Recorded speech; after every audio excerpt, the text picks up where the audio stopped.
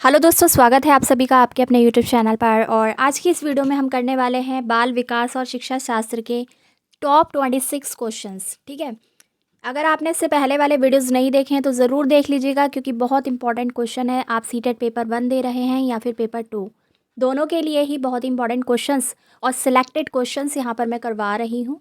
ठीक है, बने रहिए और चैनल को कर दीजिए फटाफट से सब्सक्राइब, क्योंकि आपके एग्ज़ाम्स से रिलेटेड हर तरह का कंटेंट यहाँ पर उपलब्ध है। ठीक है, बिना किसी देरी के करते हैं वीडियो शुरू। और मैं स्क्रीन पर आपको दिखा देती हूँ क्वेश्चन नंबर 1। इसका आंसर आपको कमेंट करना है। ठीक है, और लास्ट में आखिर में आप बताएंगे कि आपका स्कोर कितना बना टोटल 26 में से। ठीक है, हर एक क्वेश्चन के लिए आपको 1 पॉइंट दिया जा रहा है। आपको मुझे लास्ट में कमेंट करके बताना है कि किसका कितना स्कोर रहा। चलिए, क्वेश्चन नंबर 1 है यहाँ पर, व्यक्तिगत शिक्षार्थी एक दूसरे से डैश में भिन्न होते हैं। ठीक है, आपको बताना है कैसे भिन्न होते हैं। शिक्षार्थी कौन होता है? स्टूडेंट। ऑप्शन है वृद्धि एवं विकास के सिद्धांतों में, विकास क्रम में, विकास की दर में, विकास की सामान्य क्षमता में। तो बताइए इसका आंसर क्या होगा। देखिए, इसका आंसर होगा विकास की दर में। ठीक है, विकास की दर में व्यक्तिगत शिक्षार्थी एक दूसरे से भिन्न होते हैं। थर्ड वाला लगा लेंगे आप। अगला प्रश्न है यहाँ पर, उच्च प्राथमिक स्तर की कक्षाओं की एनसीईआरटी की पुस्तकों में दैनिक जीवन से संबंधित व्यापक संख्या के प्रश्न शामिल किए गए हैं जिन्हें हल नहीं किया गया है। ऐसा इसलिए किया गया है ताकि, ठीक है, आपने अपर प्राइमरी क्लासेस की जो एनसीईआरटी की बुक्स देखी होंगी, आपको पता होगा कि उसमें ऐसी एक्सरसाइजेज और क्वेश्चंस दे रखे हैं जो कि सॉल्व्ड नहीं हैं। तो ऐसा क्यों किया गया है? ऑप्शन है आकलन के लिए शिक्षकों के पास एक अच्छा प्रश्न भंडार हो। दूसरा, शिक्षार्थी इन प्रश्नों को वैज्ञानिक के पास भेजकर उनके उत्तर प्राप्त कर सके। तीसरा, शिक्षक गृह कार्य के लिए इन प्रश्नों का प्रयोग कर सके। शिक्षार्थी विभिन्न स्रोतों की खोज करते हुए इन प्रश्नों के उत्तर प्राप्त कर सकें। तो बताइए ऐसा क्यों है? जी, इसका सही उत्तर मैं आपको बता देती हूँ। इसका सही ऑप्शन होगा शिक्षार्थी विभिन्न स्रोतों की खोज करते हुए इन प्रश्नों के उत्तर प्राप्त कर सकें। ठीक है, अगला प्रश्न है यहाँ पर, विशेष क्षमता वाले बच्चों की कक्षा में लेखन कौशल के अभ्यास के लिए महत्वपूर्ण है। ठीक है, विशेष आवश्यकता यानी कि डिसेबल्ड जो चाइल्ड होते हैं, ठीक है, चिल्ड्रन विद स्पेशल नीड आप कह सकते हैं, ऐसे बच्चों की लेखन कौशल के अभ्यास के लिए, प्रैक्टिस के लिए क्या ज़रूरी है? विचारों की मौलिकता, शुद्ध वर्तनी का प्रयोग, अक्षरों की सुंदर बनावट या फिर अलंकारिक भाषा का प्रयोग। तो इस प्रश्न का सही उत्तर होगा विचारों की मौलिकता। अगर आपको लग रहा है कि स्पीड ज़्यादा हो रही है तो आप वीडियो को रोककर अपना आंसर मार्क कर सकते हैं। बढ़ते हैं अगले प्रश्न की तरफ, जो कि है व्याकरण शिक्षण की अपेक्षाकृत बेहतर विधि है। ठीक है, आपको कक्षा में ग्रामर पढ़ाना है, हिंदी ग्रामर पढ़ाना है या फिर इंग्लिश ग्रामर पढ़ाना है, तो इसकी एप्रोप्रिएट जो सबसे अच्छी विधि है वो कौन सी होगी? पुस्तक विधि, आगमन विधि, सूत्र विधि या फिर निगमन विधि। तो देखिए, इस प्रश्न का सही उत्तर होगा आगमन विधि। अगला प्रश्न है यहाँ पर, समस्या समाधान विधि का सोपान है।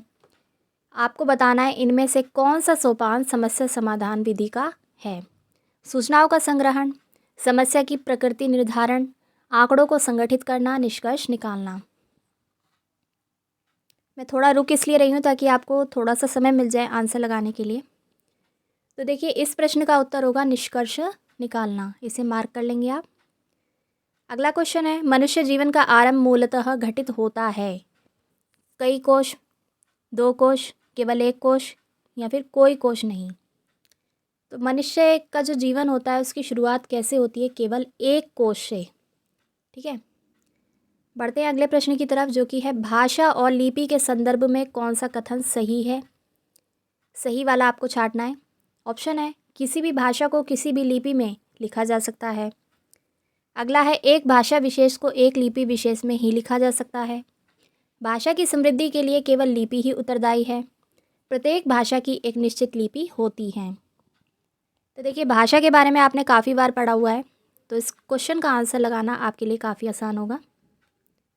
जी, चलिए मैं बताती हूँ। इसका आंसर होगा किसी भी भाषा को किसी भी लिपि में लिखा जा सकता है। ठीक है, ये आपको पता होना चाहिए अगर नहीं पता था तो। पढ़ते हैं अगले प्रश्न की तरफ, जो कि है पाठ पढ़ने पढ़ाने के बाद किस तरह के सवाल बच्चों की समझ का मूल्यांकन करने में सहायक नहीं है, नहीं होते। ठीक है, नहीं वाला आपको छांटना है। ऑप्शन है क्यों कैसे वाले प्रश्न, पढ़े गए पाठ से जोड़ते हुए अपने निजी अनुभवों को व्यक्त करने वाले प्रश्न, क्या शिक्षा मिलती है वाला प्रश्न, यदि तो वाले प्रश्न। तो बच्चों की समझ का मूल्यांकन करने में जो सहायक नहीं है वो है क्यों कैसे वाले प्रश्न, ठीक है, क्योंकि मूल्यांकन की बात हो रही है, यहाँ पर इवेलुएट करने की बात हो रही है, उनका इवेल्यूएशन करने की बात हो रही है, तो आप लगा देंगे क्यों कैसे वाले प्रश्न सहायक नहीं हैं। अगले प्रश्न की तरफ जाएंगे। मैकडूगल के अनुसार मूल प्रवृत्ति जिज्ञासा का संबंध संवेग कौन सा है, भूख, भय, आश्चर्य, घृणा, ठीक है। मूल प्रवृत्ति जिज्ञासा का संबंध आपको बताना है, तो इसका सही उत्तर होगा भय, सॉरी इसका सही उत्तर होगा आश्चर्य, ठीक है, आश्चर्य लगाएंगे आप इसका। बढ़ते हैं अगले प्रश्न की तरफ जो कि ब्लूम टैक्सोनॉमी से रिलेटेड है। तो देखिए आपको पता है कि ब्लूम ने उद्देश्यों का वर्गीकरण किया था, ठीक है, क्रियात्मक, भावात्मक और ज्ञानात्मक रूप से, और आपको बताना है इन तीनों ने मिलकर किस शिक्षण उद्देश्य पर सर्वाधिक कार्य किया है, क्रियात्मक, भावात्मक, ज्ञानात्मक और चरित्रात्मक। देखिए काफ़ी लोग तो कर्थवाल और मसीहा पहली बार सुन रहे होंगे, ठीक है, तो एक और इम्पॉर्टेंट क्वेश्चन यहाँ पर आ जाता है, तो इसका आप लगा देंगे भावात्मक, ठीक है। अगर आपसे पूछ लिया जाए अब आगे कहीं कर्थवाल और मसीहा ने किस शिक्षण उद्देश्य पर सर्वाधिक यानी सबसे ज़्यादा काम किया है, तो आप लगाएंगे भावात्मक। बढ़ते हैं अगले प्रश्न की ओर जो कि है रेखा गणित में कौन से आयाम को प्रमुख स्थान दिया जाता है, आकार को, विस्तार को, स्थिति को, उपयुक्त सभी। तो यहाँ पर रेखा गणित की बात हो रही है, देखिए उसमें आकार भी आ जाता है, विस्तार भी आ जाता है और स्थिति भी आ जाती है, ठीक है। अगर आपने रेखा गणित पढ़ा है और सब ने ही पढ़ा है, 10th तक तो सभी ने पढ़ा होगा, तो इसका आप लगाएंगे उपरोक्त सभी। अगला प्रश्न है यहाँ पर नेत्रहीन विद्यार्थियों के लिए ब्रेल लिपि का प्रतिपादन किसने किया, फ्रेड ब्रेल ने, रॉबर्ट ब्रेल ने, तीनों सही और लुई ब्रेल ने। तो तीनों सही जो है यहाँ पर ये बीच में आ गया है ऑप्शन, ये लास्ट में आना था। आपको ये बताना है कि नेत्रहीन विद्यार्थियों के लिए ब्रेल लिपि का प्रतिपादन किसने किया।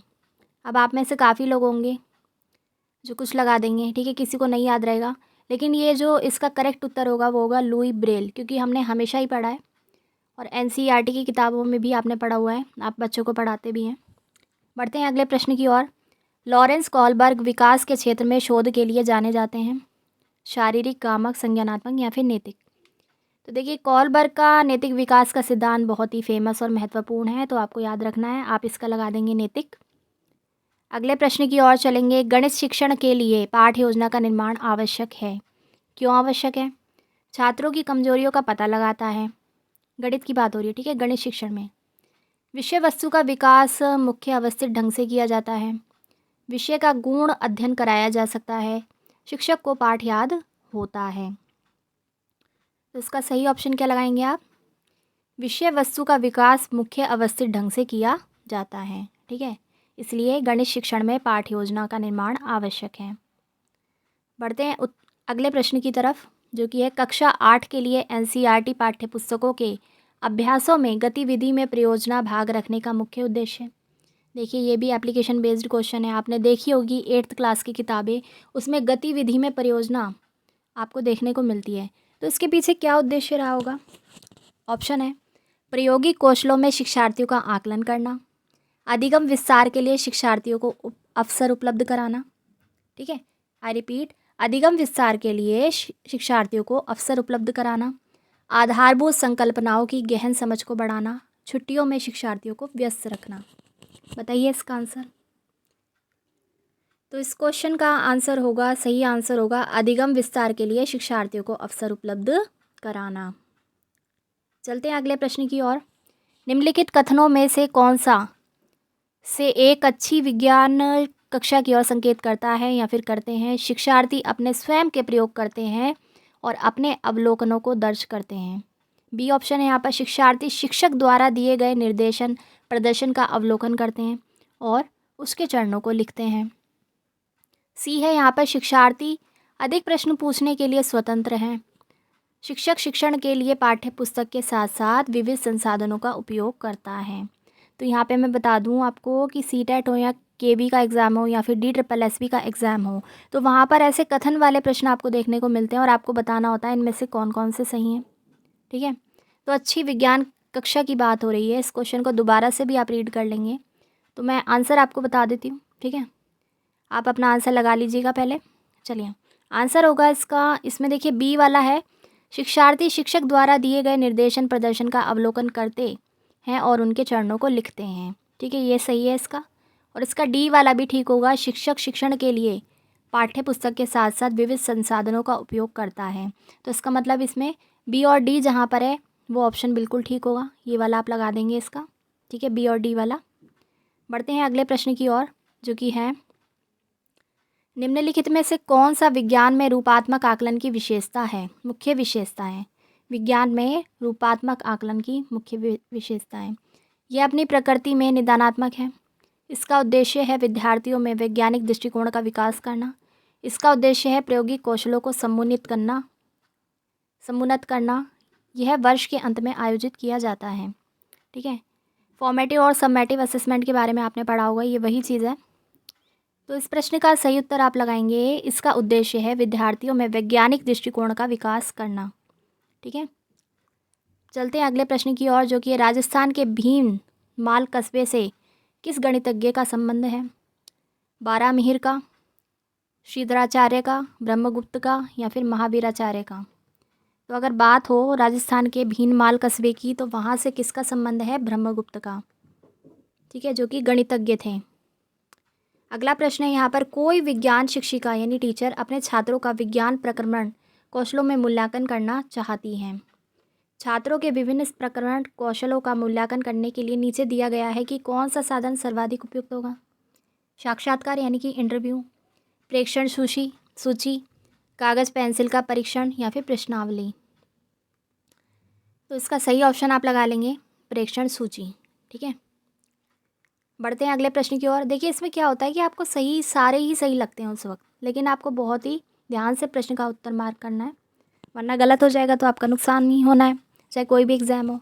जहाँ पर नेगेटिव मार्किंग है वहाँ तो बहुत ज़्यादा नुकसान हो जाएगा, तो इसलिए बहुत ही ध्यान से आपको उत्तर देना है, ठीक है, अपने पेपर में। सीटेट में तो नेगेटिव मार्किंग नहीं है। चलिए अगला प्रश्न है यहाँ पर, विकास कभी ना समाप्त होने वाली प्रक्रिया है, ये विचार किससे संबंधित है।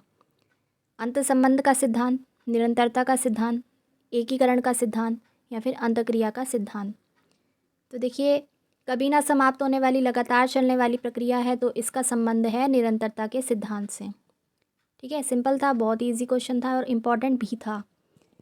अगले प्रश्न की ओर चलेंगे। गणित की वह कौन सी विधि है जो करके सीखने के सिद्धांत पर काम करती है, जिसमें छात्र अधिक सक्रिय रहते हैं व जिसके द्वारा नवीन तथ्यों की खोज की जा सकती है, ठीक है, जहाँ पर स्टूडेंट ज़्यादा एक्टिव रहते हैं, वो विधि आपको बतानी है। संश्लेषणात्मक विधि, प्रदर्शन विधि, प्रयोजना विधि, या फिर प्रयोगशाला विधि।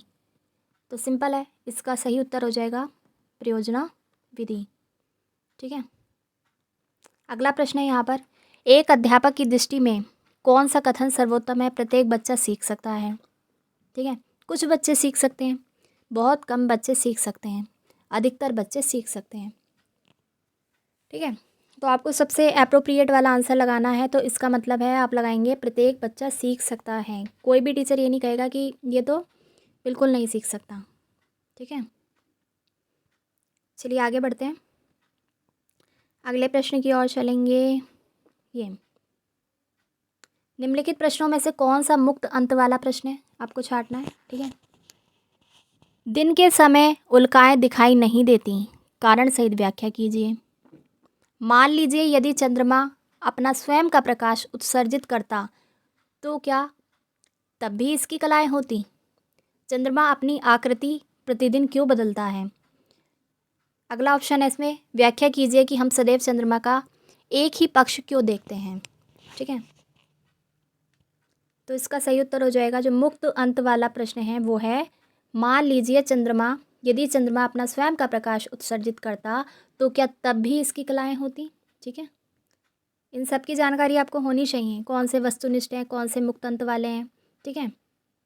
चलिए तो अगला प्रश्न है यहाँ पर, एक शिक्षक विद्यार्थियों की बल वस्तु की आकृति को परिवर्तित करता है, ठीक है। बल यानी फोर्स, आप किसी चीज़ पे बल लगाएंगे, फोर्स लगाएंगे तो उसकी आकृति परिवर्तित हो जाती है। सपोज एक बलून है फूला हुआ, उसको आप प्रेस करेंगे, दबाएंगे, उस पर बल लगाएंगे तो उसकी आकृति बदल जाएगी। ठीक है, एक स्पंज है या फिर थर्मोकॉल वो फॉर्म है या कुछ भी है ऐसा, तो आपको समझ आएगा क्वेश्चन में क्या बताना चाह रहा है। बल वस्तु की आकृति को परिवर्तित कर सकता है। संकल्पना को कॉन्सेप्ट को पढ़ाने के लिए निम्नलिखित गतिविधियों की योजना बनाती है। ठीक है, इसको शिक्षिका कर लेना आप, टीचर की बात हो रही है यहाँ पर, फीमेल टीचर की। ऑप्शन है सामान्य रूप से अवलोकन उदाहरणों का प्रयोग करते हुए संकल्पना को स्पष्ट करना। विद्यार्थियों को एक प्लेट में गुथा हुआ आटा देकर उसे हाथों से दबाने के लिए कहना। कुछ उदाहरणों के साथ संकल्पना को स्पष्ट करने वाली दृश्य श्रव्य फिल्म रखना। शिक्षक सिखाने के लिए अलग अलग उपागमों का प्रयोग करती हैं क्योंकि, ठीक है, क्यों करती है वो ऐसा? वह जानती है कि उसे पाठ योजना के अनुसार चलना है। वह अपने ज्ञान को सिद्ध करना चाहती है। वह विद्यार्थियों को परीक्षा के लिए तैयार करना चाहती है। कक्षा में विभिन्न प्रकार के शिक्षार्थी हैं। वह बहुविध आयामों बौद्धिकता को संबोधित करना चाहती हैं।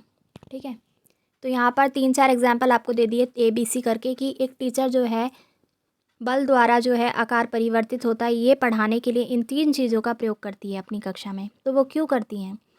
ठीक है, वो अपने ज्ञान को सिद्ध करना चाहती है तो बिल्कुल नहीं होगा। पाठ्य योजना के अनुसार चलना चाहती है, हो सकता है, लेकिन इससे ज़्यादा जो एप्रोप्रिएट आंसर है वो होगा कक्षा में विभिन्न प्रकार के शिक्षार्थी हैं और वह बहुआयामी बौद्धिकता को संबोधित करना चाहती हैं। अगले प्रश्न की ओर चलेंगे। बालक का विकास परिणाम है, आपको बताना है किस चीज़ का परिणाम है। वातावरण का परिणाम है, वंशानुक्रम का परिणाम है, आर्थिक कारकों का परिणाम है, वंशानुक्रम तथा वातावरण की अंतःक्रिया का परिणाम है। तो आपने हमेशा पढ़ा है। ठीक है, इसका सही उत्तर आप लगाएंगे वंशानुक्रम तथा वातावरण की अंतःक्रिया का परिणाम है क्या? बाल विकास। ठीक है, नेक्स्ट क्वेश्चन और आज की इस वीडियो का लास्ट क्वेश्चन है। बच्चों के भाषा विकास की क्रमिक प्रगति का रिकॉर्ड रखने में कौन सा सर्वाधिक सहायक है? ठीक है, भाषा विकास की क्रमिक प्रगति का रिकॉर्ड रखना चाहते हैं हम, तो इनमें से कौन सी चीज़ है जो सबसे ज़्यादा एप्रोप्रिएट होगी, यूज़फुल होगी? शिक्षक डायरी, पोर्टफोलियो, नोटबुक, लिखित परीक्षा की उत्तर पुस्तिकाएं। बताइए आंसर। तो इस प्रश्न का सही उत्तर होगा पोर्टफोलियो। ठीक है, तो ये थे टॉप 26 क्वेश्चन बाल विकास और शिक्षा शास्त्र के। ठीक है, मैं फिर से आपको रिमाइंड करा दूं, इसका पार्ट 1 और पार्ट 2 वीडियो अगर आपने नहीं देखा है तो देख लीजिएगा। उसमें काफ़ी सारे क्वेश्चंस जो इंपॉर्टेंट क्वेश्चन है वो कवर हो चुके हैं। ठीक है, अगर आपको हमारा वीडियो अच्छा लगा है तो वीडियो को शेयर करना बिल्कुल मत भूलिएगा। अगली वीडियो के लिए हमारे साथ बने रहिए। चैनल को फटाफट से कर दीजिए सब्सक्राइब। आप चाहें तो हमारे चैनल की प्लेलिस्ट पर जाकर इंपॉर्टेंट कंटेंट से रिलेटेड वीडियोस को भी वॉच कर सकते हैं। हम मिलेंगे आपसे अगली बार, तब तक के लिए आप सभी का धन्यवाद।